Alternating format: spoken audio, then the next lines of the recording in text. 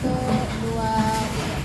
Ya, abang mungkin bisa ceritakan sedikit atau awal mulanya seperti apa sih Pak hingga menjadi adanya gugatan pada sang suami.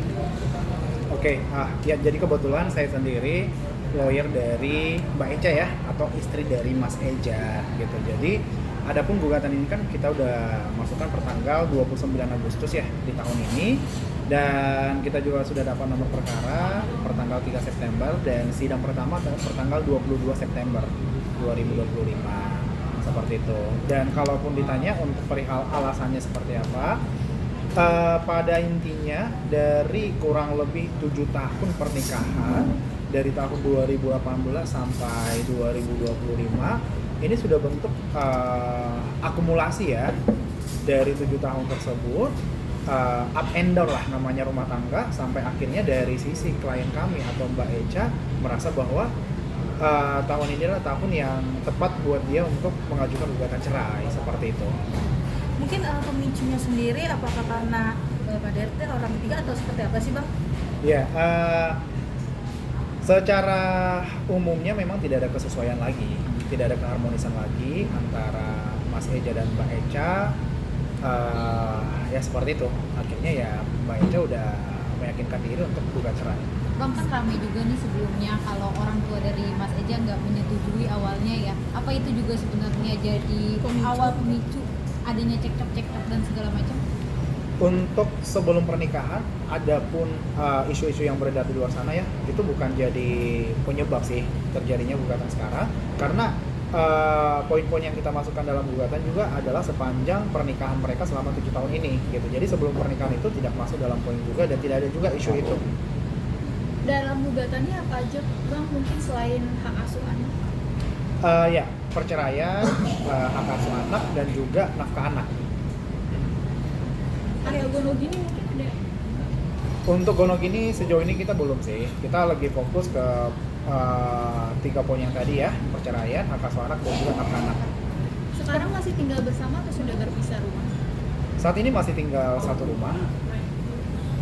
Mungkin Bang alasannya Bang masih tinggal satu rumah karena anak juga atau seperti apa?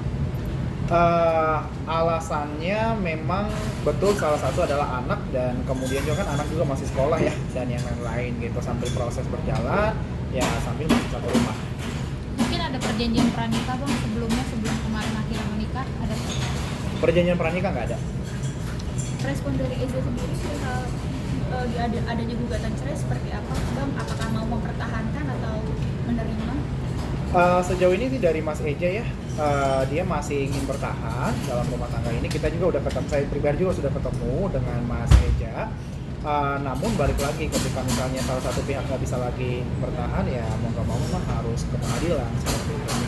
Berarti bisa dibilang Mas Eja sendiri sempat ingin terus mempertahankan rumah tangganya ya Mas? Ya. Tapi karena memang sudah tidak adanya keharmonisan selama 7 tahun ya bahkan dibilang, mereka akhirnya memutuskan untuk baik-baik ya Mas? Ya pada intinya dari sisi Mas Eja tetap memberikan semua keputusan ke klien kami ya, karena klien kami yang mengajukan gugatan cerai seperti itu. Hingga saat Apakah ini dampak karena trauma dari klien abang terhadap suaminya atau seperti apa sih Bang? Perihal apa ya? Ya terkait dengan up and down-nya atau ketidakpuasan dalam keharmonisan di rumah tangga ini.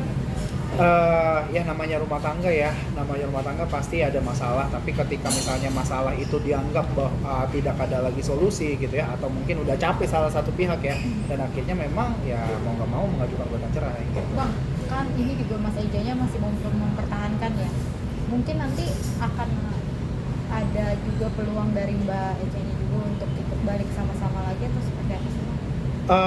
Sejauh ini sih belum ada ya isu ke sana ya, tapi kita nggak menutup kemungkinan juga, karena dalam proses sidang nanti juga akan tetap ada mediasi dan hakim juga akan menyarankan supaya tetap mediasi gitu. Itu memang udah peraturannya. Untuk kan kami sendiri kan ngajuin juga hak asuh ya. Apakah ada kekhawatiran apabila anak ada di tangan Kak Eza, bagaimana? Kekhawatiran karena arahan dari undang-undang juga kompilasi hukum Islam di bawah 12 tahun itu ke anak gitu, dan tanggung jawab akan jadi tetap nafkah itu tetap tanggung jawab daripada suami gitu, itu wajib. Dan ketika pun nanti anak ada di tangan klien kami Mbak Echa, tidak akan menghalangi juga anak itu bertemu dengan ayahnya supaya sama-sama dapat figur ayah dan ibu gitu. Kalau boleh di-spill berapa sih Bang biaya untuk anak Bang? Ini kan 4 anak nih Bang. Tiga anak. Oh, tiga. Iya, 3 anak. Kita sih sesanggupnya Mas Ejanya nanti. Berarti nggak ada nominal yang dibuat perjanjian itu ya, Bang? Untuk nominal ada dalam gugatan, tapi mungkin saat ini belum bisa saya spill. Hanya saja nanti tetap hakim akan menilai dari kesanggupan tergugat ya atau Iya. Mas Eja. Berarti masih bisa dinego dari dari gugatan yang ada ya, Bang? Bisa jadi, betul. Bang, masih satu rumah berarti komunikasi sejauh ini masih berjalan dengan baik antara keduanya. Komunikasi tetap melalui saya karena sudah menyerahkan semua kuasa ke lawyer. Jadi apapun komunikasi dari Mas Eja langsung ke lawyer dan itu sudah dilakukan oleh Mas Eja juga. Berarti di rumah nih hanya karena anak aja ya Mas ya? Untuk tinggal satu rumah. Iya, sambil proses berjalan, sambil satu rumah, tapi untuk komunikasi mungkin udah langsung ke saya. Tapi mungkin nanti akan siapa Mas yang angkat kaki dari rumah itu? Kan ini masih tinggal bersama ya? Iya, itu belum ada pembahasan sih sejauh ini. Mungkin kan ada isu-isu, mungkin melihat ke belakang ya ada isu-isu KDRT itu benar nggak sih Bang? Itu juga belum bisa saya jawab ya. Ini kalau dari Kak Ijin sendiri yang diinginkan selain hak asuh anak dan nafkah anak sendiri apa sih Kak? Poinnya itu aja sih. Yang penting ya selesai baik-baik aja ya. Memang kalau ada perceraian pasti rumah tangga sedang tidak baik-baik ya. Kalau sedang baik pasti dipertahankan gitu. Hanya saja kalau ada kesepakatan cerai dan poin-poinnya bisa disepakati, alangkah lebih baik gitu. Mungkin sekarang kondisi dari Eza Gionino-nya sendiri seperti apa sih Mas? Kan baru digugat juga ya? Karena saya bukan lawyernya Mas Eja, saya kurang tahu ya. Kalau Mbak Mesanya sendiri? Kalau klien kami saat ini baik, sehat, hanya saja paralel memang lagi ke psikolog. Oh, ke Bang, ini psikolog kan itu saya dampak bisa- dari gagalnya pernikahan ini atau gimana sih Bang? Mungkin butuh masukan dari psikolog ya, sehingga dia ya konsul ke psikolog gitu. Apakah bisa dibilang apakah selama pernikahan tersebut memang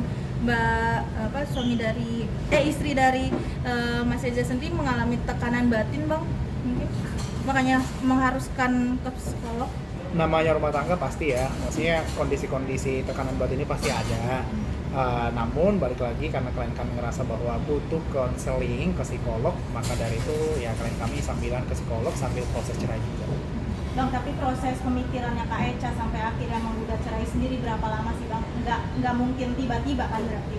Betul, nggak tiba-tiba, tapi untuk kapannya saya juga belum bisa sampaikan. Hanya saja ini sudah menjadi putusan yang bulat, yang matang dari klien kami, yang udah dipikir-pikirkan juga secara dewasa juga sebelum memutuskan ini.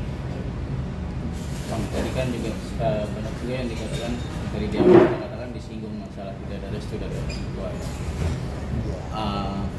Apakah ini juga sudah direstukan proses untuk pisahnya atau gimana? Maksudnya dari sisi keluarga gitu ya. Kalau dari sisi keluarga memang sebelum ada gugatan sudah mediasi gitu ya, beberapa kali juga sudah mediasi gitu. Namun balik lagi bahwa keputusan ini masing-masing pihak, Mas Eja dan Mbak Echa dan pihak keluarga menyerahkan semua prosesnya ke masing-masing dan keputusannya gue juga ke masing-masing gitu. Berarti bisa dibilang sebelum sampai ada gugatan ini ke pengadilan udah ada mediasi secara keluarga Betul, juga ya, Bang? betul. Udah beberapa kali juga. Masih tinggal satu rumah kan? Echa sama Echa? Masih. Masih. Bang, mungkin ada pesannya juga nggak sih dari Mbak Echa buat Mas Eja sendiri di dalam proses perceraian? Tidak ada sih, tidak ada pesan apapun. Hanya saja titip dari klien kami ya, Mbak Echa, bahwa untuk saat ini dia lagi take time, lagi mengambil waktu juga. Jadi belum bisa ketemu dengan media, belum bisa banyak untuk tampil di publik seperti itu. Mungkin nanti sidangnya sendiri akan berlangsung kapan Bang di sidang perdananya? Senin tanggal 22 September. Persiapannya Kak Echa sendiri menghadapi sidang perdana gimana? Siap nggak siap harus hadir. Gitu. Berarti nanti pada sidang perdana Mbak Echa akan hadir ya Bang ya? Betul, akan hadir. Bang, perihal psikolog ini baru dilakukan atau memang sudah beberapa lama rutin dilakukan? Kalau dari sisi klien kami, memang karena puncak-puncaknya di tahun ini ya, jadi baru-baru dari tahun ini. Tapi untuk kondisinya baik-baik saja atau memang seperti apa sekarang? Sejauh ini sehat, namun butuh konseling aja. Jadi kan bisa dikatakan masih serumah nih Bang. Ada pihak sebagai penjamin nggak sih? Kan kekhawatiran hal-hal yang tidak terduga serumah tapi dalam kondisi yang tidak baik-baik saja nih Bang. Kalau saya lihat sih sejauh ini kondusif ya, sejauh ini kondusif. Kita doakan saja tidak terjadi hal apapun. Oh, ada salah satu pihak keluarga yang juga ikut tinggal di dalam rumah atau sudah? Enggak. Anak-anak sudah ada yang mengerti perihal ini belum sih Bang mungkin? Anak-anak belum dilibatkan dalam masalah ini karena masih kecil juga gitu. Jadi ya anak-anak akan tahu ke depannya ketika mereka udah dewasa ya. Jadi belum dilibatkan. Bang, kita selama 7 tahun ya seperti pada rumah tangga pada umumnya kan ada di mana yang di saat kita bersama-sama dan arti ada nggak sih Bang salah satu properti atau yang mereka beli secara bersama dan itu akan menjadi gono gini. Secara hukum memang segala harta yang mereka peroleh dan kebetulan kan mereka tidak ada perjanjian pisah harta ya, otomatis apapun harta itu baik mobil, rumah adalah harta gonogini gitu, harta bersama. Namun balik lagi untuk case ini belum masuk sampai ke ranah gonogini gitu. Bang, kalau bisa dilihat mungkin ya, mohon maaf sebelumnya kan kalau banyak kasus perceraian itu yang masih tinggal serumah itu banyak yang akhirnya dibatalkan. Dan kalau untuk kasus saya Mbak Eca sendiri yang benar-benar mungkin dia bisa meyakinkan akhirnya bisanya adanya perpisahan itu apa? Iya, jadi dari pertanyaan masnya betul. Namun artinya teman-teman media udah bisa nangkep lah ya, pada intinya ya. Ketika misalnya mereka masih satu rumah, pasti ada alasan yang menurut kami sangat kuat untuk bisa gugatan kami diterima. Gitu. Nah, berarti mungkin ada kekerasan, KDRT dan segala macam. Ya itu nggak bisa saya sampaikan ya Mas. Tidak memberi nafkah mungkin Mas. Masih, kalau nafkah masih. Bang, tapi ini yang menarik adalah apakah nanti ada jalur pidananya juga selain diperdata dalam penggugatan cerai? Enggak, kalau pidana kita nggak sampai ke sana.